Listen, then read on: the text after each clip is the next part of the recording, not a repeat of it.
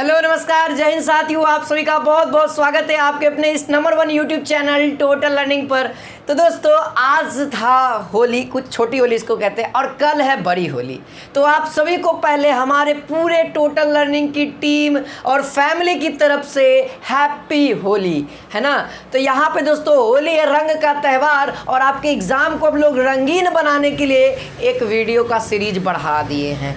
तो हम लोग दोस्तों आज जो करने वाले हैं मैथ का 2021 का प्रीवियस ईयर क्वेश्चन पेपर, जो आपके एग्जाम में हूबहू पूछा गया है ना। इससे क्या होगा सर, आपको एग्जाम का लेवल पता लगेगा और तैयारी किस तरीके से करनी है वो भी पता लगेगा, ठीक है। और मैं आप सभी को बता दूं दोस्तों कि हमारा जो बेसिक से लाइव क्लास का है ना सफलता बैच है ना, सफलता बैच सर आ चुका है। अगर आप लोग पढ़ने की सोच रहे हैं कि पैरामेडिकल का बेहतरीन तैयारी की जाए, तो आप एक बार हमारे इस कोर्स को ले सकते हैं। मात्र 699 है।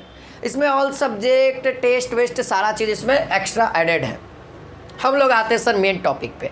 क्वेश्चन है आप सभी के बीच में, कहता है सभी लोग बनाएंगे क्वेश्चन, देखें कॉपी कलम लेकर के बैठिए, आपको लगातार 10 साल का प्रीवियस ईयर क्वेश्चन पेपर करवा दिया जाएगा।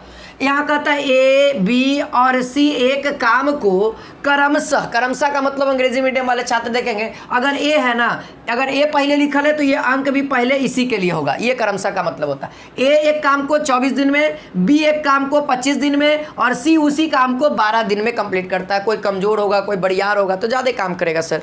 अब क्वेश्चन हमसे पूछता है साथ साथ करने पर इसको कितने दिन में पूरा किया जाए, यानी कि जो ए बी सी है ये तीनों एक साथ मिल जाए और एक कुआं को खोदे तो कितना दिन में कंप्लीट करेगा। कोई एक काम को एक साथ काम करे कितना दिन में कंप्लीट करेगा। बहुत सिंपल इसका, ट्राई करिए। तो एक बार ट्राई किए हैं, फटाफट देखिए कॉपी कलम लेकर के बैठिए, हर एक क्वेश्चन को नोट करिए और प्रैक्टिस करिए, फिर उसके बाद तो मैं जिंदाबाद हूँ। चलिए देखिए यहाँ पे दोस्तों कुछ नहीं करेंगे। ये क्या है, एक काम को कितना दिन में, 24 दिन में। एक काम को 24 दिन में, तो हम क्या निकालेंगे, एक दिन का काम निकालेंगे। कितना दिन का, एक दिन का काम निकालेंगे। कितना निकालेंगे, काम। हमको दिया हुआ क्या है, दिन दिया हुआ है, तो क्या करिएगा, इसको उल्टा कर दीजिए, 1/24। देखिए काम निकालना रहे एक दिन का यदि काम निकालना रहे ना, तो आप कुछ नहीं करिए, वो जो एक काम को करने में जितना दिन लग रहा है उसको उल्टा कर दीजिए। एक काम को करने में 24 दिन लग रहा है, तो एक दिन का काम निकालने के लिए 1/24, यानी कि ए जो है वो एक दिन में 1/24 भाग काम करेगा। अब आगे बढ़ते हैं। बी के लिए सेम सर, बी के लिए क्या हो जाएगा, 1/5 हो जाएगा, 1/5। और सी के लिए मैं पूछूं तो सी के लिए आप क्या कहिएगा, 1/12 हो जाएगा। बोलो भाई, इतना दूर तक कोई दिक्कत नहीं। आप क्वेश्चन कहा है कि साथ साथ या तीनों मिलकर भी कर सकता है, तो साथ साथ यानी ए प्लस बी प्लस सी, ये क्या निकलेगा, एक दिन का काम निकलेगा। अभी एक दिन का काम निकलेगा। एक दिन का काम निकल गया तो उसको उल्टा कर देंगे तो वो तो हमारा दिन निकल जाएगा। एक दिन का काम अगर इधर जोड़े हैं सर तो इधर जोड़ेंगे ना, तो जोड़िए 1/24 प्लस 1/5 प्लस 1/12। चलिए सर एलसीएम लीजिए, 120 है ना, 120 एलसीएम लेंगे। अब इसको क्या करेंगे, भिन्न का जोड़ आप लोगों को सिखाया गया है। देखिए 24 × 20 से यहाँ 24, यहाँ पे कितना हो जाएगा, 10 है ना, 10 12 दहा को 120 हो गया। अब इसको आप सॉल्व करेंगे तो मेरे पास जगह नहीं मिल रहा है, डायरेक्ट हम सॉल्व कर दें। इसको जोड़िएगा तो कितना आ जाएगा, 39/120। अब ये कट जाएगा सर, ये कटेगा। अभी कितना से कटेगा, तो 4 3 3 9 है, यानी कि ये कटेगा 3 से कटेगा, है ना। कितना बार में कट जाएगा सर, ये कटेगा 3 से काटते हैं तो एक बार में 13 बार में ये कटा, 13 बार में ये कटेगा, 4 12 40। ये काम अभी निकला है, ये आपका क्या है, काम है। अब इसको उल्टा कर देंगे, अब इसको उल्टा कर दीजिए। इसको उल्टा करके आपका आंसर कितना आ जाएगा, देखिए इसको उल्टा करेंगे तो 40/13। तो देखिए हर में किसी का 13 है, यहीं से देख लीजिए सर, ऑप्शन नंबर डी में 13 है। डायरेक्टली ऐसे भी टिक कर सकते हैं, या फिर इसको पूर्णांक में तोड़ते तो ये इतना ही आ जाए। देख लीजिए 13 × 39, 39 × 40, आंसर आ गया, है ना। तो देखिए ये एक दिन का काम कितना निकला था, 13/40, लेकिन हमको तीनों मिल करके काम कितना करेगा, कितना दिन में, तो जस्ट एक दिन का काम निकल गया तो उल्टा कर दीजिए, वो आपका एक काम को कितना दिन में कंप्लीट करेगा। सिंपल सा ट्रिक है, ध्यान रखना है। चलिए नोट कर लीजिए फटाफट, अगला क्वेश्चन के लिए तैयार हो जाइए। अगला क्वेश्चन आपके स्क्रीन पे आने वाला है। चलिए अब क्वेश्चन नंबर दूसरा को देखते हैं, वो वाला आपने समझ ही लिया होगा। अब ये क्वेश्चन देखिए जो आपके एग्जाम में पूछा गया, बहुत ही लाजवाब सा प्रश्न है। कहता है एक बंदर एक पोल पर 1 मिनट में 6 मीटर चलता है। सर 1 मिनट में कितना चढ़ता है? 6 मीटर। मैं समझा रहा हूँ क्वेश्चन, आप लोग नोट कर लीजिए और आता है तो बनाइए।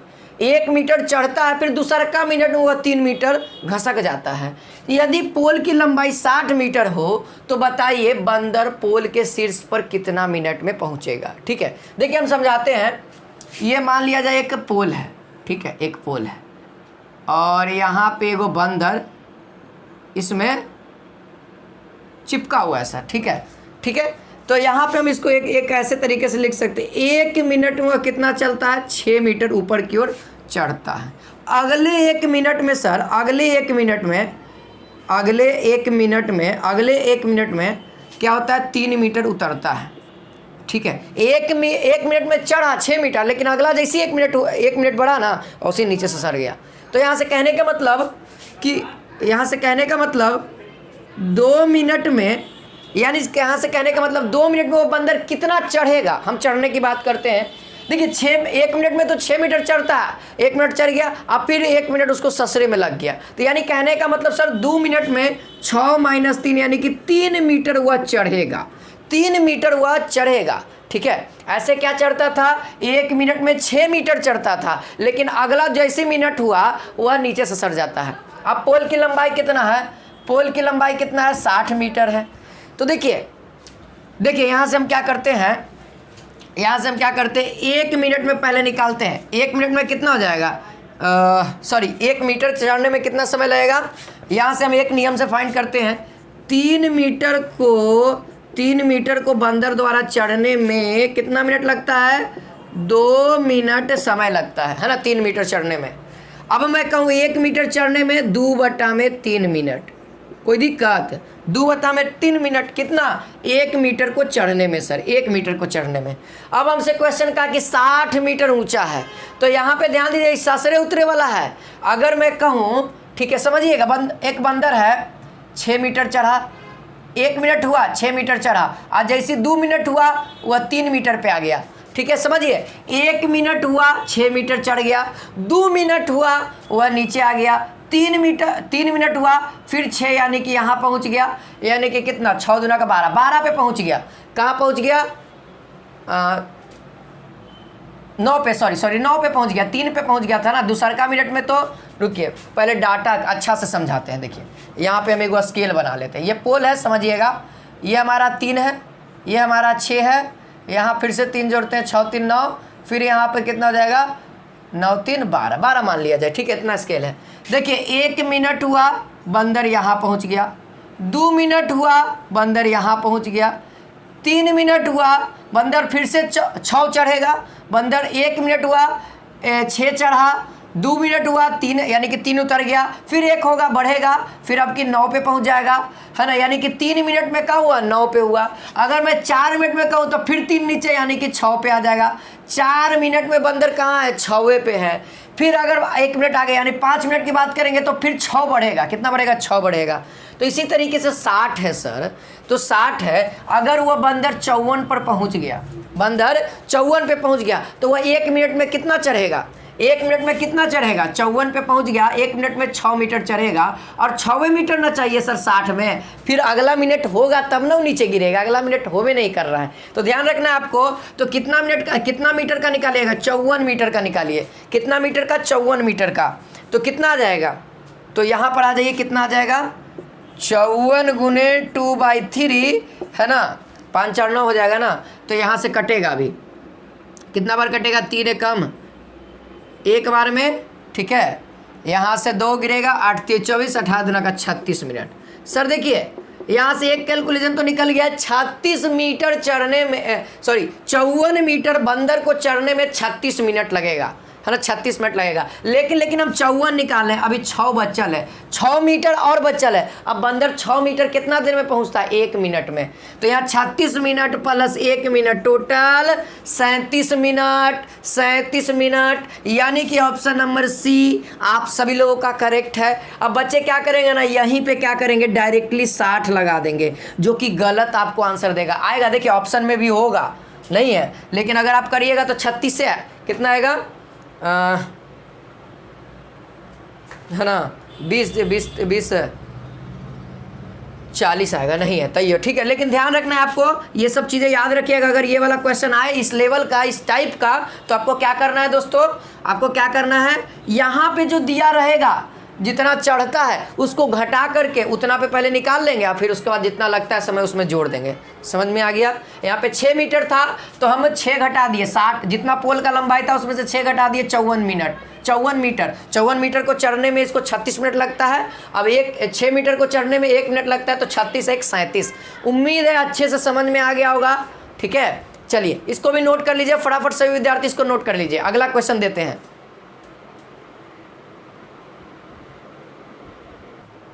चलिए सर, अगला क्वेश्चन आप सभी के बीच में है, ये भी आपके एग्जाम में पूछा गया, बहुत ही आसान, लाजवाब, बढ़िया तरीके से समझिएगा।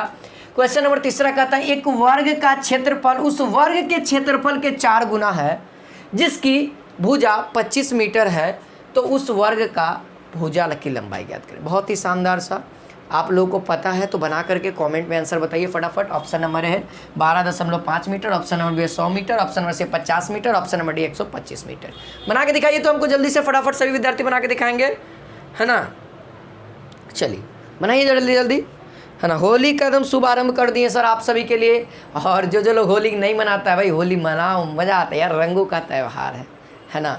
चलो ठीक है, चलिए देखिए बहुत आसान है क्वेश्चन। क्या कहा हम लोग देखते हैं, एक वर्ग की भुजा, एक वर्ग का क्षेत्रफल, मान लिया जाए कोई एक वर्ग है, एक वर्ग का क्षेत्रफल बराबर होगा सर, कहता है उस वर्ग के क्षेत्रफल का 4 गुना है, वो ऐसा वर्ग का क्षेत्रफल का 4 गुना है जिसका भुजा कितना है, 25 मीटर है। ये ऐसा वर्ग का 4 गुना है जिसका साइड का वैल्यू कितना है, 25 है। तो बताइए इसका क्षेत्रफल का फॉर्मूला, भुजा स्क्वायर 25 का स्क्वायर कितना होता है, 625 गुने 4। यही ना कह रहा है सर, यही ना कह रहा है 4 गुना है किसका, जिसका भुजा 25 सेंटीमीटर है।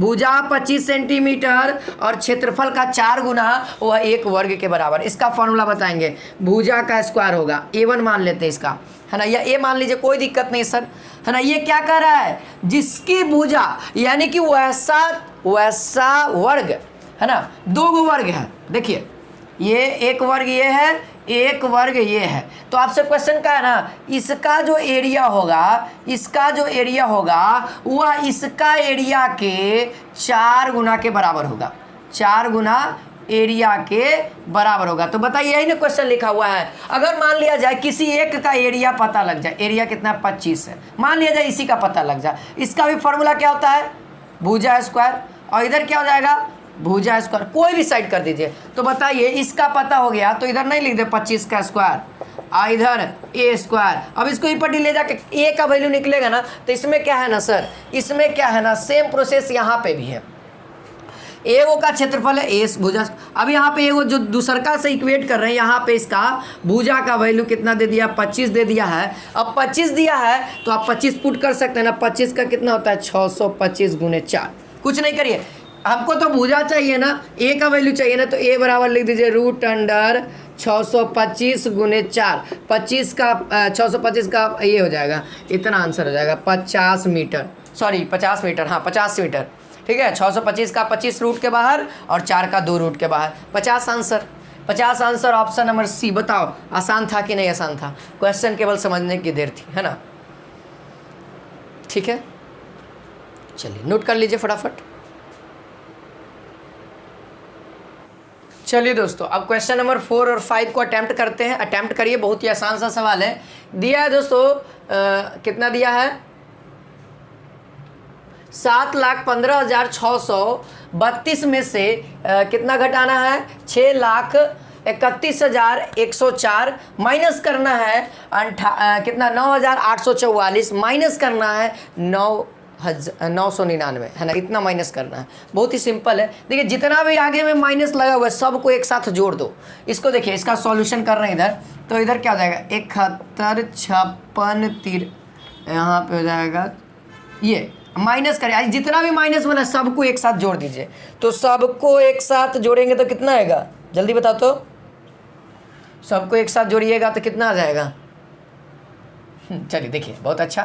देखिए यहाँ पे हो जाएगा कितना 64, 19, 77। और जब इसको आप घटाइएगा, इसको जब आप घटाइएगा तो आ जाएगा 73, 55 ना, 55 ना आएगा, हाँ इतना ही आएगा। 73, 65, 5 ये आपका आंसर हो जाएगा। देख लीजिए ऑप्शन नंबर बी हमारा करेक्ट हो जाएगा। ठीक है, जो बच्चे अटैम्प्ट किए ऑप्शन नंबर बी बता रहे, एकदम शानदार ज़बरदस्त। इसी तरीके से मेहनत करना है। अगला क्वेश्चन नंबर 5 कहता है कौन एक अभाज्य संख्या नहीं यानी प्राइम नंबर नहीं है। सर प्राइम नंबर नहीं है यानी प्राइम नंबर नहीं है, तो यानी कहने का मतलब क्या, को प्राइम नंबर है यानी भाज्य संख्या है जो 2 अंक से अधिक यानी खुद से, एक से और एक और अंक से कट जाए, तो उसको हम लोग को प्राइम नंबर यानी कि भाज्य संख्या कहते हैं। जैसे अगर मान लिया जाए आपसे पूछा जाए कि क्या अभी दिन है या रात, तो आप क्या बोलिएगा, जो रहेगा वो। जैसे कि अभी क्या है सर, रात है ना, तो सामने वाला क्या कहेगा अभी, जैसे कि अभी क्या कहिएगा, जैसे हमसे कोई पूछता है कि सर आज दिन है कि रात है, तो मैं कहूँगा दिन नहीं है, तो आप क्या समझिएगा, रात होगा। दिन नहीं है तो रात होगा, अगर रात नहीं है तो दिन होगा। इसी तरीके से अगर अभाज्य संख्या नहीं है तो भाज्य संख्या होगा, अगर भाज्य संख्या नहीं है तो अभाज्य संख्या होगा। तो हमसे पूछा अभाज्य संख्या नहीं यानी कि भाज्य संख्या, तो भाज्य संख्या कहता है कि वह एक से कटे, एक से विभाजित हो, स्वयं से विभाजित हो, और जो तीसरा है ना किसी भी संख्या से एक और किसी संख्या से विभाजित हो जाए तो वो हमारा भाज्य संख्या हो जाएगा। तो ये 241 एक से और ये स्वयं से कटेगा। ये दो रूल केवल फॉलो कर रहा है। अगर मैं बात करूं ये वाला भी वही है। ऑप्शन नंबर बी केवल देख सकते हैं दोस्तों, यह कट सकता है कितना से, तो एक बार 17 से कटेगा है ना। 17 देखिए, 17 दूना का 34, अब 5 गिरेगा, 17 × 51 कट जाता है 17 से, और एक और 17 जी मरते कटेगा, 23 मरते कटेगा, तो 23 से 17 बार, 17 से 23 बार, यानी 2 अंक से कट गया, यानी कि वह किसी और संख्या से कट गया। यही ना भाज्य का रूल है, आप लोगों ने पढ़ा होगा बचपन में। तो यही आपका आंसर ऑप्शन नंबर बी वाले स्टूडेंट्स का सही हो जाएगा। ठीक है, ऑप्शन नंबर ए भी गलत है। ऑप्शन नंबर ये क्या हो गया, अभाज्य और अभाज्य। अभाज्य कौन हो गया सर, ऑप्शन नंबर बी 391। उम्मीद है समझ में आया ना। इसी तरीके का प्रश्न अभी और भी क्वेश्चन है जो कि टफ लेवल में है। दो गो क्वेश्चन तो टफ लेवल में करवाया, अब ये 2-3 है। अगला देखिए, तो चलिए दोस्तों क्वेश्चन नंबर 6। इस चैप्टर से जो क्वेश्चन है ना हर साल एगो पूछता है, हर साल एक पूछता है, तो बहुत ही आसान और इम्पोर्टेंट है, बहुत ही लाजवाब इस क्वेश्चन को करते जो आपके एग्जाम में पूछा गया। कहता है x की आयु 3 वर्ष पहले y की वर्तमान आयु का कितना गुना है सर, 3 गुना था। अब कहता है इस समय जो z की आयु है वह y की आयु का दुगना है, तथा z जो है वह x से 12 वर्ष छोटा है, तो z की वर्तमान आयु पूछने को हमसे निकालने को कह रहा है। बहुत सिंपल है, एक बार ट्राई करिए आप लोग, आता होगा जरूर बनेगा। नहीं बनेगा सर हम जिंदाबाद हैं, आपको हम बनाएंगे। बनाइए, एक बार ट्राई करिए, फटाफट कमेंट में बताइए। Option number A 15, option number B 12, option number C 24, option number D 18। देखिए बहुत सिंपल है, जैसे जैसे क्वेश्चन है वैसे वैसे आप इसको सॉल्व करिए। देखिए सही बच्चे ध्यान देंगे, कहता है x की आयु ना, x की आयु 3 वर्ष पहले का मतलब माइनस, x की आयु 3 वर्ष पहले कितना था, y की वर्तमान आयु का 3 गुना था ना, तो लिख सकते हैं 3 गुना का मतलब 3y हो गया। कोई दिक्कत, रहने दो इतना दूर तक, आगे बढ़िए।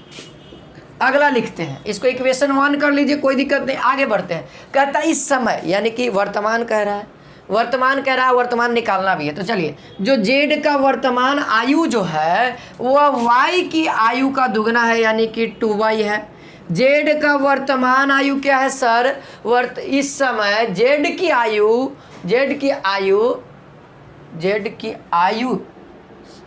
जेड की आयु वाई की आयु का 2 गुना है ना। क्वेश्चन में थोड़ा सा देख लीजिए, जेड की आयु वाई की आयु का 2 गुना है।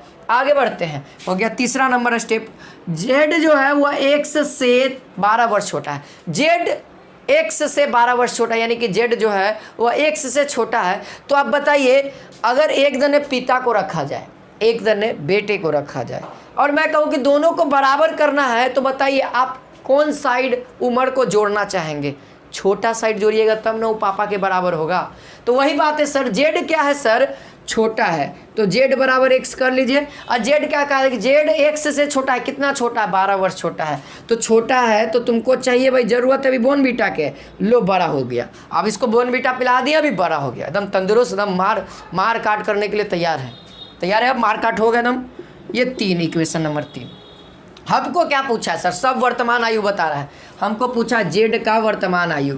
कुछ नहीं करिए, अगर y का वैल्यू निकल जाता है तो z का आराम से निकल जाएगा, या फिर x के जगह पे हम ये पुट कर देते हैं, और y के जगह पे हम लोग क्या पुट कर सकते हैं? y के जगह पे आगे बढ़िए तो y बराबर लिख सकते हैं z/2, इतना तो पुट कर ही सकते हैं। तो y के जगह पे हम ये पुट कर देते हैं, और x के जगह पे ये वाला पुट कर देते हैं। सही बच्चे, पुट करके बनाएंगे। इधर ध्यान दीजिए, देखिए पुट कर रहे हैं, डायरेक्ट हम पुट कर देते हैं। देखिए जेड ये +12 - 3 कितना हो जाएगा? +12 - 3 कितना हो जाएगा? हो जाएगा +9 बराबर। अब ये बराबर -3 है। जेड के जगह वाई के जगह पे z/2, 3 × z/2। ये 2 क्या है? भागा में ही पटी आएगा, गुना में, तो लिख सकते हैं 2z + 18 बराबर 3z। जेड को इस साइड लेके चलिए तो जेड बराबर कितना हो जाएगा? 18। बताओ आंसर आया ना? कितना जल्दी आ गया। कोई टाइम है कोई ज़्यादा लेंदी भी नहीं है, आप लोग को समझ में भी आया होगा, उम्मीद है। ठीक है, तो इस तरीके से प्रीवियस ईयर क्वेश्चन पेपर आप लोग एनालिसिस कर सकते हैं और अच्छे तरीके से अपने से भी सॉल्व कर सकते हैं हमारे साथ डेली लाइव जुड़ करके। तो चैनल को सब्सक्राइब करना, अच्छे से पढ़ना है तब। चलो ठीक है, नोट करिए फटाफट।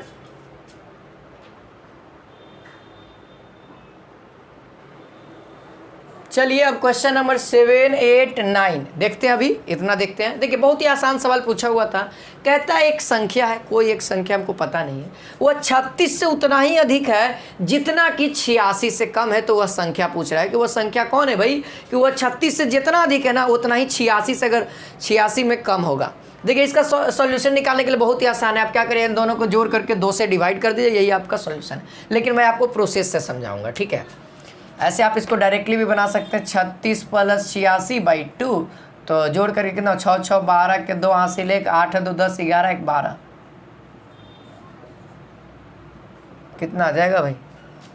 61 इसका आंसर आएगा। 61 आंसर आएगा। ऑप्शन नंबर सी हमारा करेक्ट हो जाएगा। देखिए अब आया कैसे सर? तो देखिए क्वेश्चन क्या कर रहा है, एक संख्या है, मान लिया जाए हुआ x कोई संख्या है, कहता है 36 से उतना ही अधिक है, यानी 36 से बड़ा होगा। 36 से बड़ा होगा, चलिए माइनस करते हैं इसमें से 36, और बराबर होगा जितना कि 86 में कम, यानी कि बराबर का संकेत कर रहा है। तो देखिए 36 से बड़ा है, तो बताना बेटा बाप से आया कि बाप से बेटा आया? आप लोग कॉमन समझ रहे हैं ना, बाप से ही ना बेटा आएगा। तो बस बड़ा जो है तो उसी में से ना छोटा को घटाएंगे। चलिए अब बराबर है सर जितना कि 86 से कम है, यानी कि 86 में से x को घटाएंगे। 86 में से x को घटाएंगे क्योंकि वह 86 से कम है, तो इसीलिए इसमें से ही घटेगा और दोनों का मान आपस में बराबर होगा। चलिए यहाँ देखिए, अब x का वैल्यू हमको चाहिए सर, वह संख्या कौन है? x ही पटी आएगा, क्या हो जाएगा? 2x हो जाएगा, प्लस हो जाएगा इधर आएगा तो, और यही पटी जाएगा तो क्या हो जाएगा सर? प्लस हो जाएगा। आ गया ना सर बात बराबर पे। x बराबर क्या आ गया? 86 + 36/2, और देन यहाँ पर से कितना हो जाएगा? 6 6 12 के 2 हासिल 1, 8 3 11, 11 1 12, ये 2 कितना हो जाएगा? 61 दूना का 122 है ना, 61 दूना का 122। उम्मीद है समझ में आया होगा। समझ में आया ना? कॉन्सेप्ट बड़ा ही आसान था, बस केवल समझना था सर। चलिए आगे बढ़िए। क्वेश्चन नंबर 8 कहते हैं दोस्तों 64% बराबर है। हमने पहला परसेंटेज का क्लास डेमो दिया था ना आपको, बस वहीं से क्वेश्चन आया हुआ है। देखिए बहुत आसान है, देखिए इसको नोट कर लिया है ना। नोट कर लीजिए, नहीं नोट किए तो नोट कर लीजिए। देखिए यहाँ पे लिख देते हैं हम, इतना ही में अट जाएगा, इतना ही में ये हमारा सवाल का आंसर आ जाएगा। 64% है ना, 64%। हमने बताया था प्रतिशत के जगह पे क्या करिएगा, 1/100 लिखिएगा ना। अब देखिए यहाँ पे काटेंगे 50 बार में, और ये काटेंगे 3 है, ये 2 बार में। अभी और कटेगा 25 बार में, ये कटेगा 16 दूना का 32। तो देन हम लोग लिख सकते हैं भाई 16/25। इसको और काट सकते हैं, नहीं कटेगा। तो हम अब ऑप्शन की ओर बढ़ते हैं। ऑप्शन ए नंबर हमारा सही है, देख सकते हैं ऑप्शन नंबर ए ही हमारा करेक्ट हो गया ना। तो ऑप्शन नंबर ए जो बता रहे हैं स्टूडेंट्स, उनका सही है। सभी लोग अच्छे से प्रैक्टिस करते चले। ये 2021 का सवाल है। अगला क्वेश्चन देखिए, कहता है 1024 गुने 10 के पावर -21 है। 10 के पावर 24 यानी घातांक एवं करनी का सवाल है। तो अब ये सवाल बहुत ही आसान तरीके से आप लोग सॉल्व कर सकते हैं। देखिए इतना नोट कर लिया ना, ये तो नोट कर लिए होंगे। देखिए मैं बताता हूँ। देखिए एक फार्मूला था सर, आपको 9th क्लास में पढ़ना था। देखिए क्या है सर, a के पावर m गुणे a के पावर n रहता है, बेस सेम रहता है और गुना में रहता है। तो फार्मूला होता है बेस को 1 लिख दीजिए, आप पावर को दोनों को जोड़ दीजिए। सेम फार्मूला और बता देते हैं, a के पावर m डिवाइड रहता है a के पावर n, तो क्या कर देते हैं सर, माइनस कर देते हैं। बस ये 2 फार्मूला याद रखो, हमारा तो पहला का यूज है। देखिए सेम इसी तरीके से है ना। तो आप क्या करिएगा, यहाँ पे a के जगह पे कितना है, 10 है, यहाँ भी 10 है। तो आप क्या करिएगा, 10 के पावर क्या करिएगा, जोड़ दीजिएगा, यानी 24 प्लस क्या करिएगा -21। तो देन क्या लिखिएगा, 10 के पावर कितना हो जाएगा, यहाँ पे माइनस गुने पर कितना हो जाएगा, 24 -21। तो देन लिख रहा है ना जी, 10 के पावर 3 और 10 के पावर 3 को हम लोग लिखते हैं 1000 लिखते हैं ना। सिंपल सा आंसर ऑप्शन नंबर डी। अब डायरेक्ट इस सब क्वेश्चंस को मुजबानी, ये वाला मुजबानी हो गया। ये आपको थोड़ा सा दिक्कत किया होगा, लेकिन ये भी आसान है, समझ में आ गया होगा। चलिए ठीक है ना, क्लियर है ना। अगला क्वेश्चन करते हैं। 2021 का पूरा करेंगे सर, पूरा, फिर उसके बाद 2020 का करेंगे, 2019 का करेंगे, सब करवाऊंगा। बस आप लोग पेशेंस बनाए रखें और डेली हमारे इस चैनल को सब्सक्राइब करें, लाइक करें, ज़्यादा से ज़्यादा बच्चों को जुड़वाएं। ठीक है, चलिए नोट कर लीजिए। तो चलिए अब हम आगे की ओर बढ़ गए हैं दोस्तों। क्वेश्चन नंबर 10 और 11 करते हैं। बहुत ही आसान सा सवाल है। ये क्वेश्चन आपके एग्जाम में पूछा हुआ था, 4 - 5/1 प्लस 1/3 प्लस 1/2 प्लस 1/4, ये था सर। तो इस तरह का सवाल है ना, तो किस तरीके से सॉल्व किया जाता है इसको सीखो।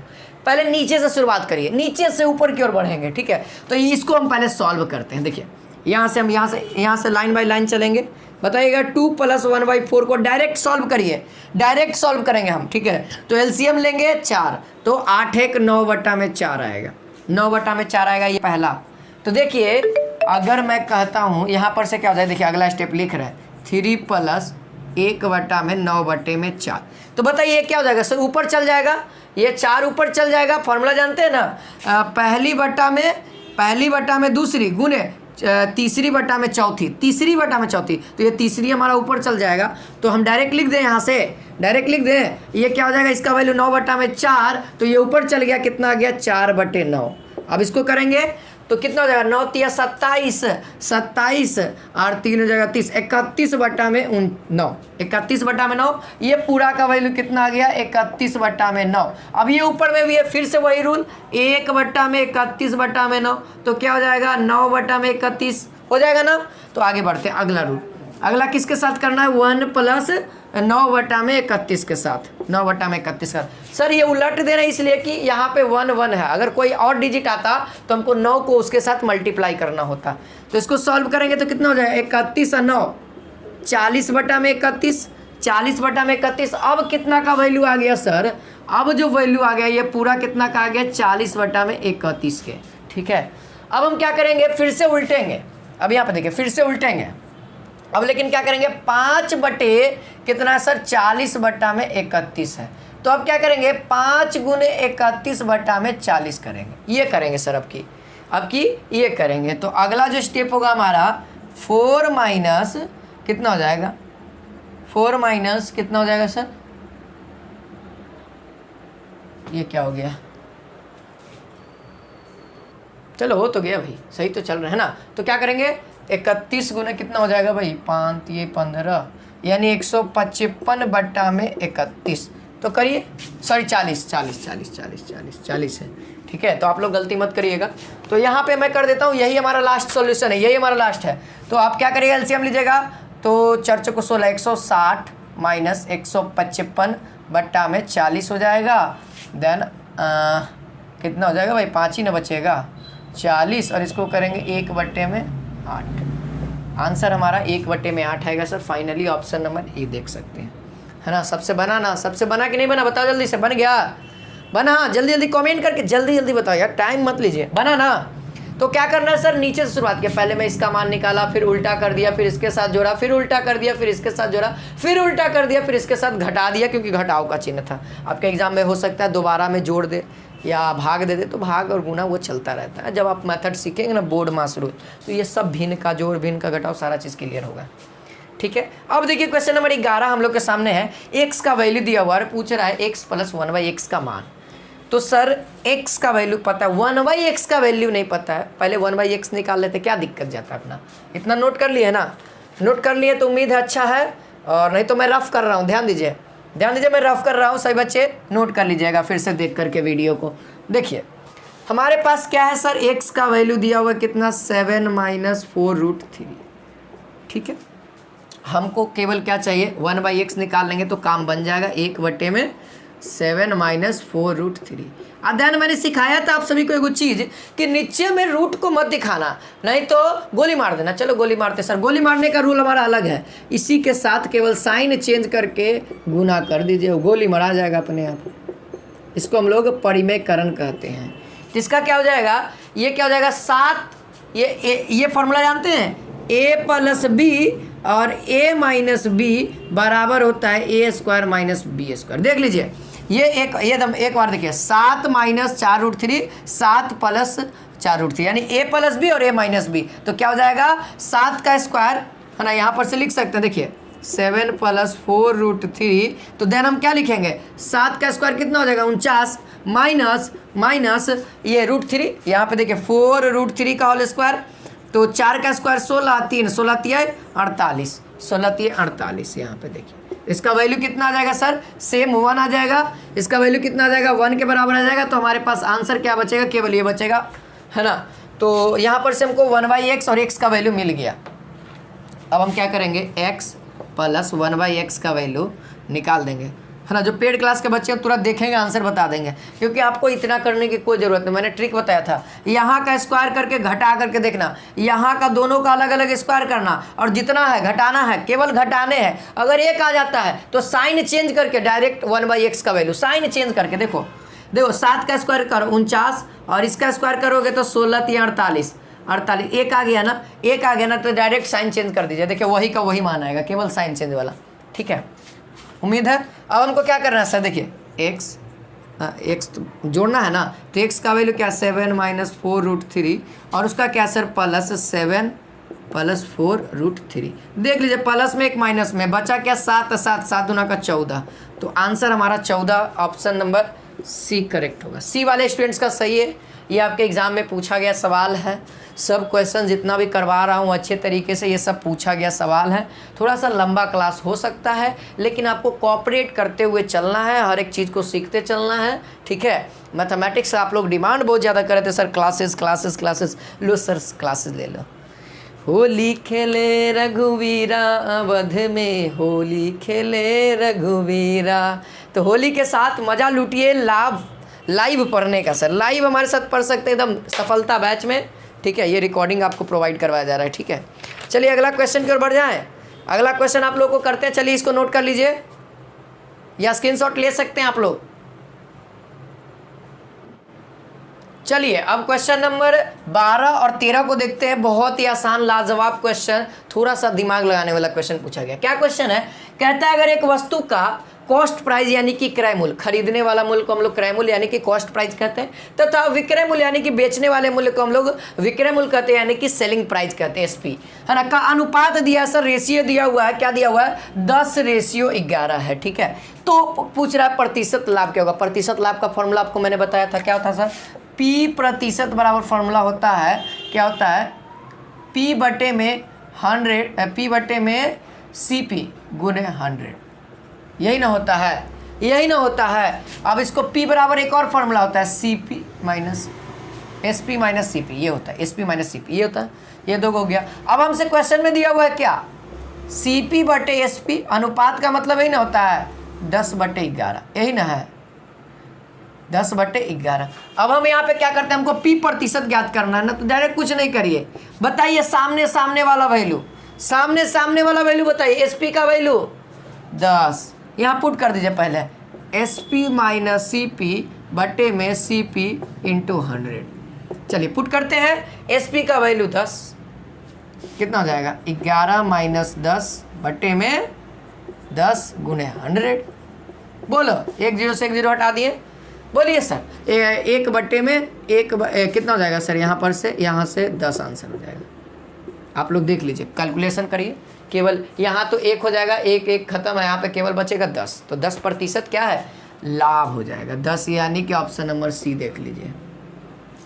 समझ में आया, कुछ नहीं था सर, सामने सामने वैल्यू दे लेता, पुट कर दिए, कुछ नहीं किए। इसका 2-3 मेथड है, मैंने पेड क्लास वाले बच्चों को 2-3 मेथड से बताया इसको, बहुत ही आसान मेथड से। ये तो बहुत सिंपल था, सामने सामने, इससे भी और आसान था। चलिए आगे बढ़ते हैं। क्वेश्चन नंबर 13 यहाँ पे कहता है √0.289 बटे 0.00121 का मान क्या होगा। तो स्क्वायर याद होना चाहिए, स्क्वायर आप सभी को याद होना चाहिए। 289 किसका स्क्वायर है, 121 किसका स्क्वायर है। देखिए इसको सॉल्व करते हैं, नोट कर लीजिए इसको, थोड़ा सा यहाँ पे जगह है। देखिए सबसे पहले मैं लिख देता हूँ 289 जो है ना सर, वह इसका रूट अगर निकालते हैं तो 17 आएगा, अगर मैं इसका 121 का निकालता हूँ तो कितना आएगा, 11 आएगा। इतना नोट कर लीजिए कहीं पे। अब देखिए अभी यहाँ पे सॉल्व कर रहे हैं, देखिए अब यहाँ पे सॉल्व कर रहे हैं, देखिएगा दशमलव हटाते हैं तो जितना पॉइंट के बाद रहता है उतना जीरो लिखते हैं, रूट के अंदर है 289 बटे में कितना हो जाएगा 3 यानी 1000 गुने क्या हो जाएगा सर, नीचे में 121 रहेगा और ये जो इसके नीचे रहेगा वो ऊपर गुना होगा, पता है ना ऊपर गुना होगा। तो क्या गो, 1 गो 2 गो 3 गो 4 गो 5 गो, 5 गो जीरो करना है खाली। अब देखिए अब 3 जीरो से 3 जीरो उड़ा दीजिए, तो बचा क्या सर, तो बचा मेरे ख्याल से 289 इंटू 100 बटे में 121। तो सब लगता है कि निकलने ही वाला रूट में से है। जैसे अगर मैं 289 कहूँ तो रूट से बाहर निकलेगा तो 17 गुने 100 निकलेगा तो 10, 121 निकलेगा तो 11, तो 170 बटे में 11 हमारा आंसर होगा। 170 बटे में 11। जो स्टूडेंट्स ऑप्शन नंबर बी बताएं, शानदार ज़बरदस्त जिंदाबाद, सही बता रहे हैं आप लोग, ठीक है, सही बता रहे हैं, एकदम गर्दा कर देना सर, देख सकते हैं। और आगे बढ़िए, अभी सीरीज खत्म नहीं हुआ है, अभी बढ़ते चलेंगे सर। अभी हर एक चीज़ एक वीडियो में आपको हर एक साल का देंगे, क्योंकि अब 5-10 मिनट वाला क्लास से कोई फ़ायदा नहीं होने वाला। आपको चाहिए भारी डोज, जो पढ़ते के साथ बेड पर लेट जाए। चलो ठीक है, हमको भी लगेगा, हरासमेंट मेरा भी होगा, उसमें मेरी भी मेहनत है, क्योंकि वीडियो बनाते हैं, रिकॉर्ड करते हैं, सारा चीज़ मेहनत लगता है, एडिट करना, अपलोड करना। तो आप लोग भी एक वीडियो को देखिएगा, लाइक ज़रूर करिएगा, है ना, लाइक करिएगा। अच्छा लगेगा तो लाइक करना ज़रूरी नहीं है, अच्छा लगे तो एकदम पक्का लाइक कर देना। नोट कर लीजिए, अगला क्वेश्चन देते हैं। चलिए क्वेश्चन नंबर 14 कहता है, एक आदमी अपने मूलधन का 1/3 तथा 1/4 सरल ब्याज क्रमशः 7% और 8% पर लेता है। देखिए कोई व्यक्ति क्या करता है, P रुपया एक एक्यूरेट रुपया है, वह रुपया पता नहीं कि वह कितना लोन लिया है। तो देखिए मान लिया जाए 10,000 लोन लिया है, तो 10,000 का 3 भाग मालूम है, वह उसको 7% ब्याज पर लगेगा, और जो 1/4 भाग है रुपया वह 8% पर, और जो बाकी बचा ना ये सब हटैला के बाद वो 10% पर लगेगा। अगर उसका इनकम वार्षिक यानी कि 1 साल में 561 रुपया है, तो उसका मूलधन क्या होगा, उस कितना कमाता होगा, वही उसका कितना लोन लिया होगा वो पूछा है। बहुत ही सिंपल है, सबसे पहले आपको फॉर्मूले याद होने चाहिए, पहले आप लोग नोट करिए इसको। चलिए भाई देखते हैं, देखिए फॉर्मूला हमने लिखा है यहाँ पे P गुने R/100, और यहाँ पे कोई भाग होगा, जितना भी भाग लेंगे उतना भाग से गुना करेंगे, और वह किसका होगा, उसका इनकम के बराबर होगा। तो पहला वाला करते हैं, तो P हमने रुपया लिया, P हमको फाइंड करना है, कितना भाग लिया है 1/3, कितना प्रतिशत है, तो 7/100। अब दूसर का फिर P का हमने 1/4 भाग लिया है, कितना परसेंट पे, तो 8/100। अब टोटल हमने कितना लिया है, 1 लिया है। टोटल हम लोग लेट करते 1, बाकी बचल, तो बाकी बचल निकालने के लिए क्या करेंगे, P गुने 1 में से इन दोनों को घटाएंगे, यानी कि 1/3 को भी घटाएंगे, 1/4 को घटाएंगे, जो बचल रहेगा वो बाकी बचल कहलाएगा। ठीक है, अब यहाँ पे देखिए, अब यहाँ पर क्या करेंगे, हो गया ये। अब क्या है, आगे बढ़ेंगे, आगे बढ़ेंगे। कितना परसेंट है, 10/100% है, और बराबर इसका इनकम के बराबर हो जाएगा 561 के, है ना। अब इसको आप लोग सॉल्व करेंगे, है ना, तो आपको क्या निकलेगा, यहाँ पर से P का वैल्यू निकालना पड़ेगा। क्या निकालना पड़ेगा, P का वैल्यू निकालना पड़ेगा। तो P का वैल्यू निकाल लीजिए। तो P का वैल्यू निकालते हैं हम लोग। ठीक है, तो यहाँ पर से अगर इसको हम कैलकुलेट करें तो यहाँ पर से कितना आ जाएगा, 7P, यहाँ पर से लिख रहे हैं 7P/300 प्लस कितना आ जाएगा, ये काट दो ना भाई 2 बार में, 2P/100, और या इसको 2 या P/, लिख दीजिए, P/ लिख दीजिए कितना, 50 लिख दीजिए, और प्लस इसको जब आप कैलकुलेट कर लेंगे तो P/24, यहाँ से ये कैंसिल आउट हो जाएगा। ठीक है, और इसको हम कर ही लेते हैं। देखिए 1 में से कितना हो जाएगा भाई, चलो एलसीएम ले लिया जाए, 12 एलसीएम, 12 - 4 - 3, 4 3 7, और 5/12, यानी कि P 5/2, और 5 से यहाँ से 1/10, 2, हाँ, यहाँ पर से 24 आ जाएगा। आप कैलकुलेट करिएगा। देखिए हमने यहाँ से कर दिया, 12 दूना का 24 हो जाएगा, और ये हमने 24 लिख दिया। ठीक है, जब आप इसको सॉल्व करिएगा, आएगा 5/12। अब जब ये इससे काटिएगा तो ये कटेगा 2 बार में, ये 12 और दूना का 24 लिख दिए, और बराबर में हमारा कितना है, 561। अब आपको क्या करना है, इसको एलसीएम लेना है। एलसीएम लेंगे तो कितना आ जाएगा, एलसीएम आप लोग ले लीजिएगा। तो सॉल्व इधर करते हैं, सॉल्व यहाँ पे अब करना पड़ेगा, हमको जगह नहीं है। यहाँ देखिए सॉल्व करेंगे तो इसका जब आप एलसीएम लीजिएगा तो कितना आ जाएगा सर, 600 आएगा, 600 आएगा, है ना। 14P प्लस 12P प्लस, ठीक है, 25P, ठीक है, और बराबर हमारा कितना रहेगा, 561, देख लेना। ठीक है, अब यहाँ पे इसको कैलकुलेट करिएगा तो टोटल कितना आ जाएगा, 51P बटे में 400 बराबर 461। ठीक है, तो अब P बराबर क्या करिएगा आप लोग, इसको ऊपर इसको डिवाइड में, तो कितना हो जाएगा सर, डायरेक्ट हम आंसर बता दें, 6600 आंसर आएगा। आप लोग कैलकुलेट करिए, इसको काटिए उठिए तब समझ में आएगा। ठीक है, 5 से कटेगा, 5 से कटेगा। चलिए ठीक है, उम्मीद है समझ में आया क्लास, समझ में आया ना क्लास, समझ में आया। चलिए अगला क्वेश्चन देखते हैं, क्वेश्चन नंबर 15 देखते हैं, इसको नोट कर लीजिए आप लोग। चलिए दोस्तों, क्वेश्चन नंबर 15 कहता है कि एक बल्लेबाज 87 रन अपनी 17वीं पारी में बनाकर अपने औसत को 3 अधिक कर देता है, तो उसकी 17वीं पारी के बाद रनों की संख्या क्या होगी। यानी इसका कहने का मतलब है कि 17वीं पारी में यह कितना रन बना करके आउट हुआ। 7 बार खेला है। तो देखिए इस तरह के सवाल को हल करने के लिए, सॉल्व करने के लिए आप कुछ नहीं करिए, एक कम मानिए। तो मान लिया जाए 16वीं पारी, तो माना कि, है ना, लेट लिख देते हैं, यानी हिंदी में इसको कहते हैं माना कि